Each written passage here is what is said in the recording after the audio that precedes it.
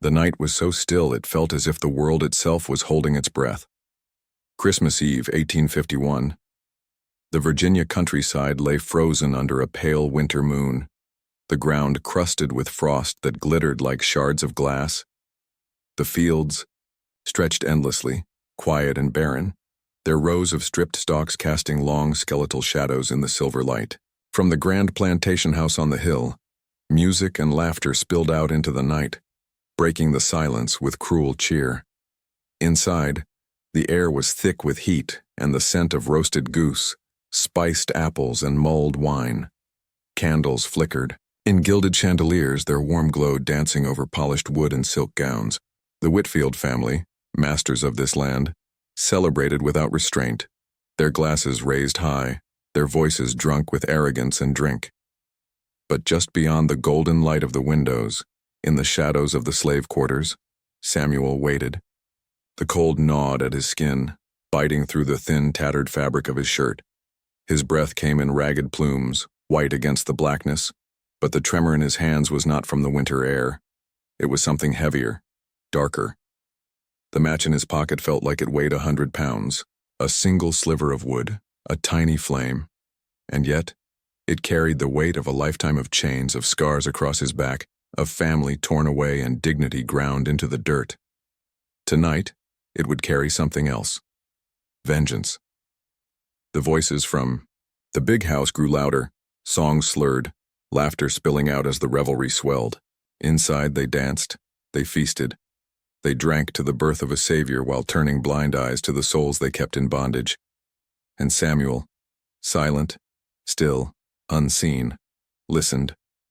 Every note of their joy was a spark against the storm raging in his chest. Midnight crept closer. The world seemed to tighten around him, each second winding the cord of fate until it threatened to snap. In the distance, a lone dog barked and then went silent, as if sensing the violence that was about to rip through the night. And when the clock struck 12, the quiet winter air would ignite with screams and fire. The Christmas night would burn so bright it would sear Samuel's name into the marrow of this land. But what drives a man to burn his world to the ground? The story of Samuel begins long before that frozen Christmas night, on land drenched in sweat and sorrow. The Whitfield plantation stretched for miles across the Virginia countryside, a kingdom of fertile soil and rolling fields that yielded tobacco, corn, and cotton. To the passing eye, it was a portrait of prosperity. White fences gleaming in the sun, neat rows of crops swaying in the wind, and the grand house on the hill standing proud against the horizon. But beneath that sheen of wealth, the ground was thick with the invisible weight of human misery. Samuel had been born into those chains.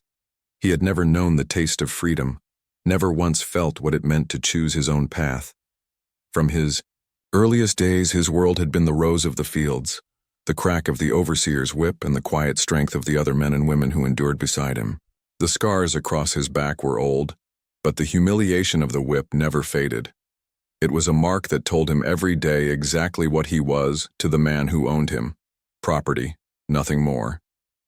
Henry Whitfield was the kind of master who charmed outsiders and commanded fear within his walls.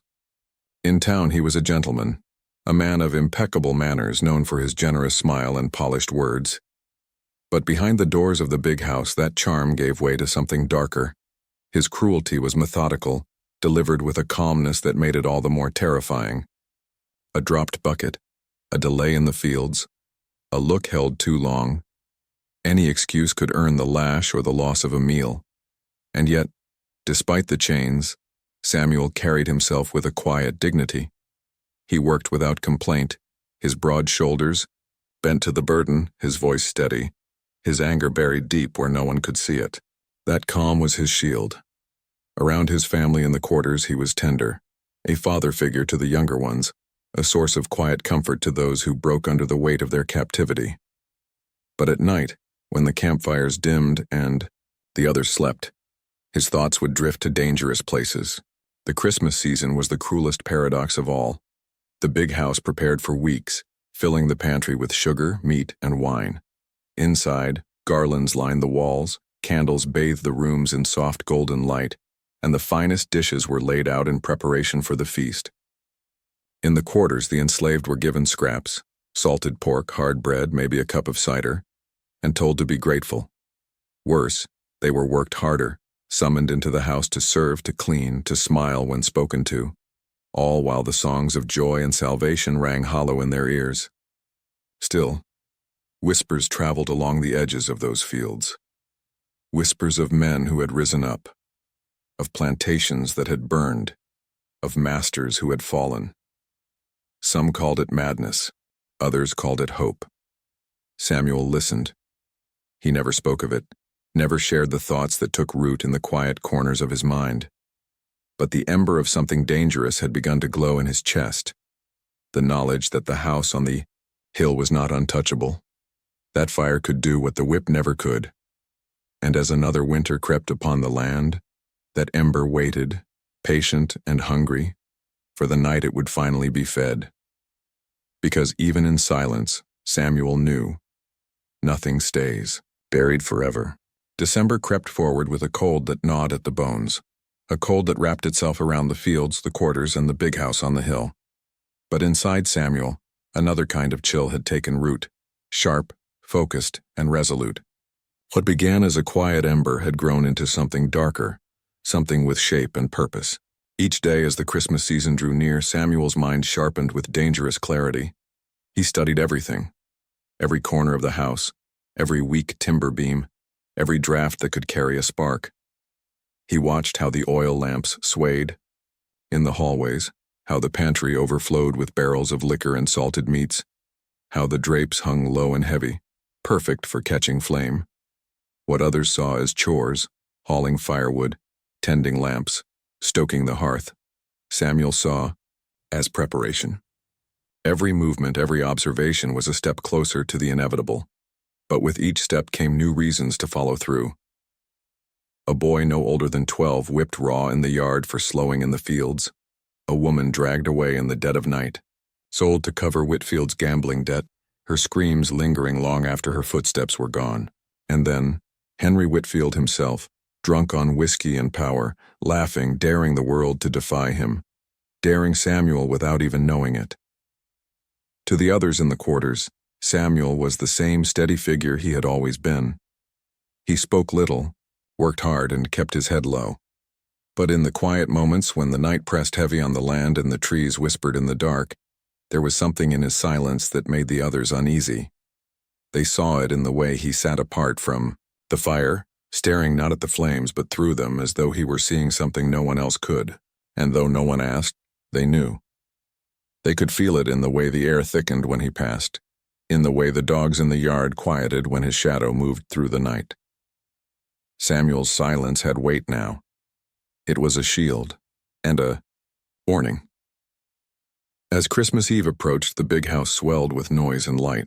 Wagons rolled up the drive carrying guests dressed in finery, their laughter spilling into the frosted night air. The kitchen roared with activity, turkeys roasting, spices thick in the air, pots clanging, voices sharp and hurried. Samuel moved through it all like a shadow, steady and precise. He poured wine, carried platters, tended fires, all while the storm inside him coiled tighter and tighter. No one noticed the way his eyes lingered on the drapes, on the barrels of brandy stacked high, on the wooden beams blackened slightly from years of smoke. No one heard the steady rhythm of his heart as he stepped through the rooms, silent and invisible, his rage carefully hidden beneath the calm of obedience. And as the evening bled into night, the distance between thought and action collapsed. Midnight loomed like a promise, steady and certain, and Samuel felt its pull deep in his chest.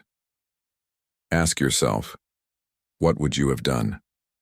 Could you have borne the weight of those years, the scars, the stolen names, the broken families? Could you have carried that silence forever, knowing that every day would be the same as the last, that the whip would always find you, that the night would always take what you loved?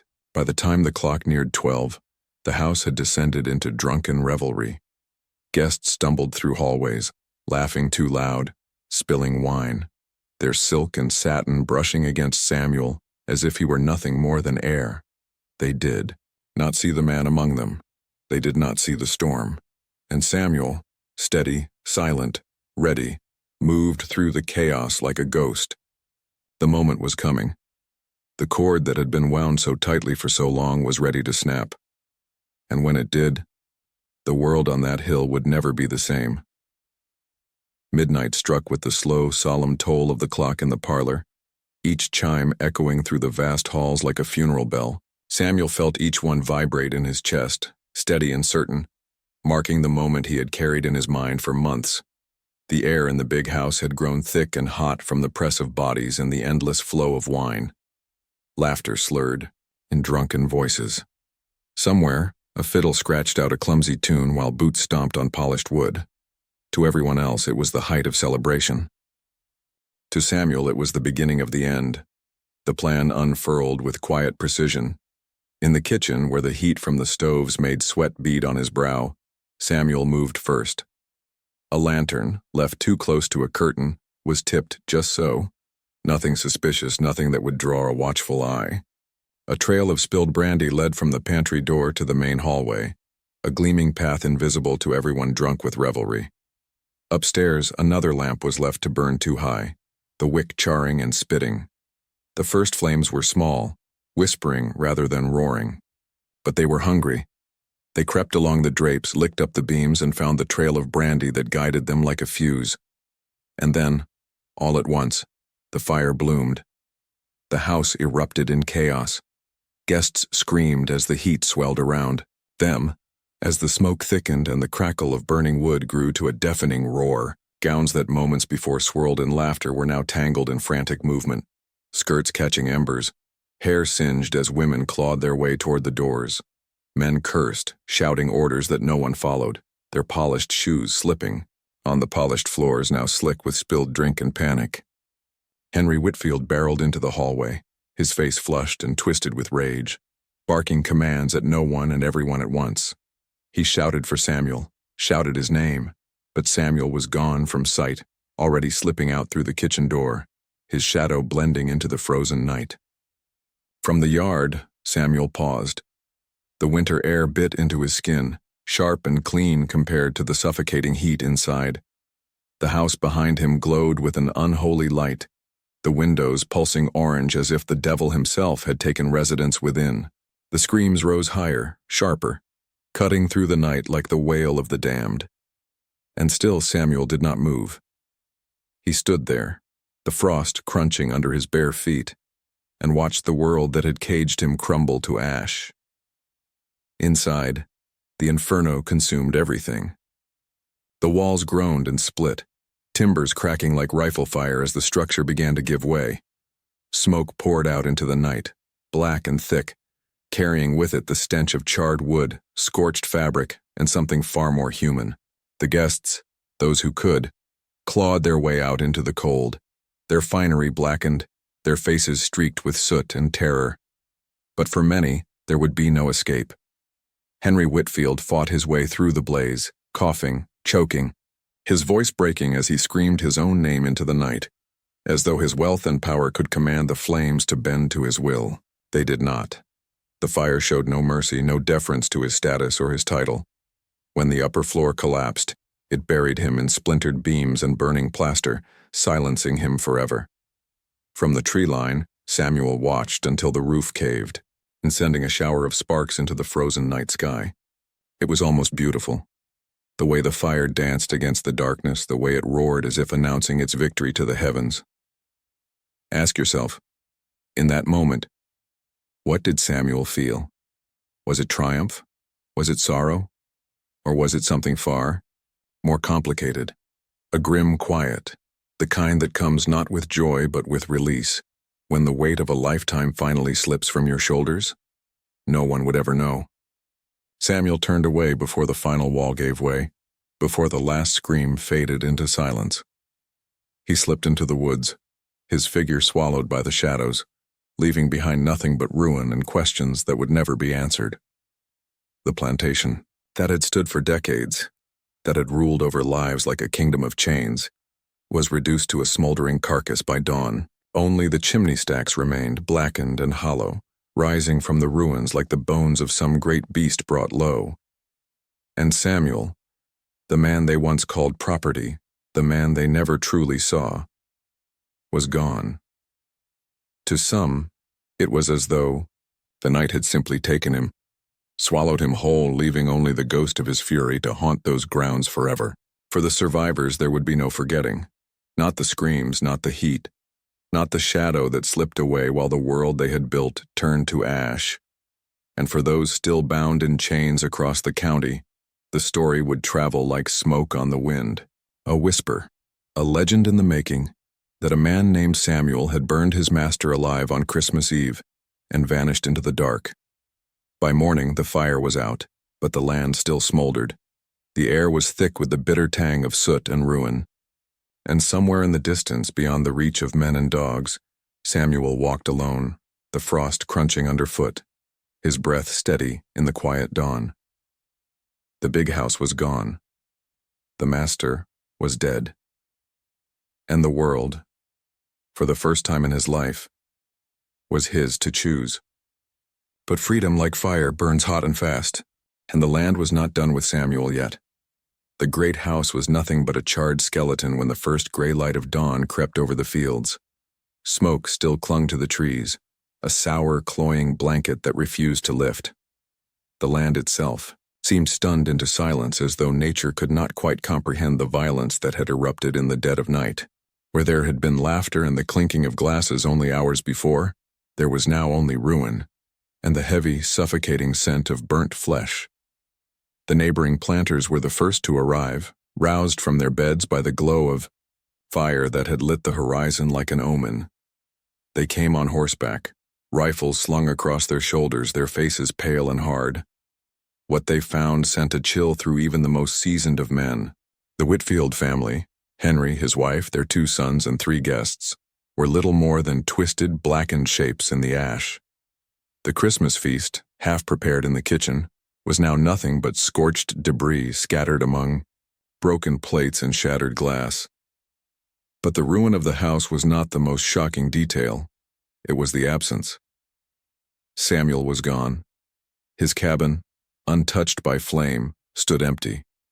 There were no signs of struggle, no signs of where he had gone. Only the faint impression of his boots in the frozen earth leading toward the wood, and then nothing. As the search parties fanned out through the fields and forests, unease grew like a sickness in the hearts of those who hunted him. It was as though the land itself had swallowed him whole. In the days that followed, the story of that night spread, with the speed of wildfire. To some, it was a tale of unspeakable savagery, the ultimate betrayal of a trusted servant who had been given everything. To others, whispered in kitchens and quarters far from the ears of white men, it was something else entirely. A story of retribution, of justice delivered by fire and ash.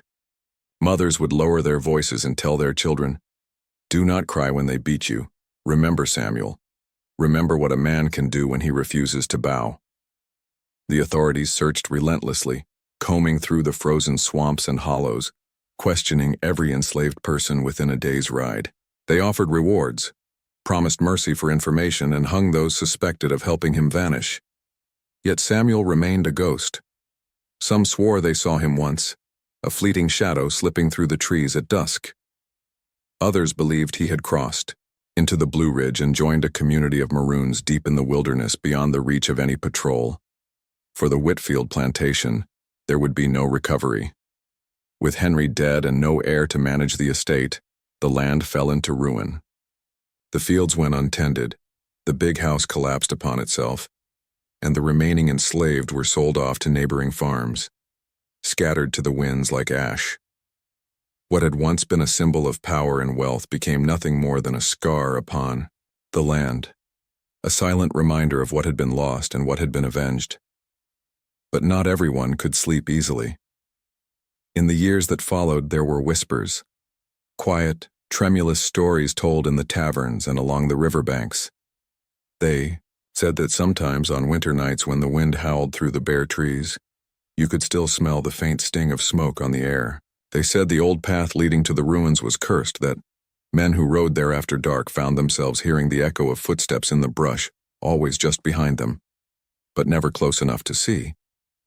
And then there were those who claimed to have seen him, Samuel, unchanged by time, his face marked not by fear but by something colder, deeper. A man who had burned his world to the ground and walked away without a backward glance. Whether those tales were born of fear or of awe, no one could say. But they grew, year by year, until Samuel was no longer just a man. He was a shadow, a legend, a warning whispered in the dark. Even now, more than a century later, some say the land remembers. The charred foundations still lie beneath the soil, hidden beneath wild growth and tangled vines. And when December winds sweep through the valley, there are those who swear they hear the faint crackle of fire in the distance, and the low, steady voice of a man who would rather burn the world than bow to it. Because Samuel Whitfield, the man who lit his own chains on fire, was never found. And perhaps in some way he never left. And if you ever walk that path when the night is quiet and the air is sharp with frost, you may find yourself wondering, is it the wind you hear behind you? Or the soft, steady steps of the man who refused to be broken? Long after the ruins of the Whitfield plantation had been swallowed by time, overgrown with ivy and wild brambles, the story of Samuel lingered, a shadow etched into the memory of the land. He was rarely written of in the official records, barely mentioned in the annals of local history, yet in the whispers passed down from generation to generation, Samuel became something larger than life. He was no longer merely a man. He was a symbol of defiance, a flickering flame of vengeance and resilience that refused to be extinguished. The elders in the quarters, who had survived the horrors of the plantation, told tales of him to the children. They spoke of the fire that consumed the big house, of the cold clarity in his eyes, and of the night when one man dared to take justice into his own hands. "Remember, Samuel," they would say. "Remember what it means to never bow." His story became a quiet legend, whispered on winter nights when the wind rattled through the trees and the frost glittered like ice on the branches. Even beyond the immediate circles, the tale traveled through neighboring plantations and towns, morphing into folklore, a cautionary tale of both terror and hope. Some claimed that if you listened carefully on cold December nights, you could still hear the crackle of fire, faint as a memory, or glimpse a shadow moving among the trees, too quick, too deliberate to belong to any ordinary man. Samuel's presence was felt long after he vanished, in the eyes of those who refused to kneel, in the hearts of those who carried a quiet rage, in the whispers of those who knew that one act of defiance could shatter the world that sought to contain them. Historians and storytellers alike have debated his fate. Did Samuel escape to the north, blending into the free black communities along the rivers and forests? Or did he succumb to the wilderness, claimed by the very land he sought refuge in? The answer is lost, but the legend remains. To some he is a hero, to others a haunting specter. But to all who hear the story, he embodies a simple truth. Power built on cruelty is always fragile, and fire, whether literal or symbolic, has a way of finding the oppressed and liberating them in ways history rarely records.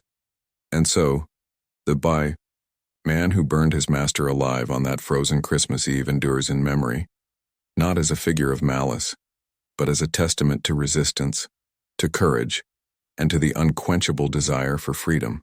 His footsteps, though vanished, echo in every tale of rebellion, every story of vengeance, every quiet act of defiance that history tries to forget.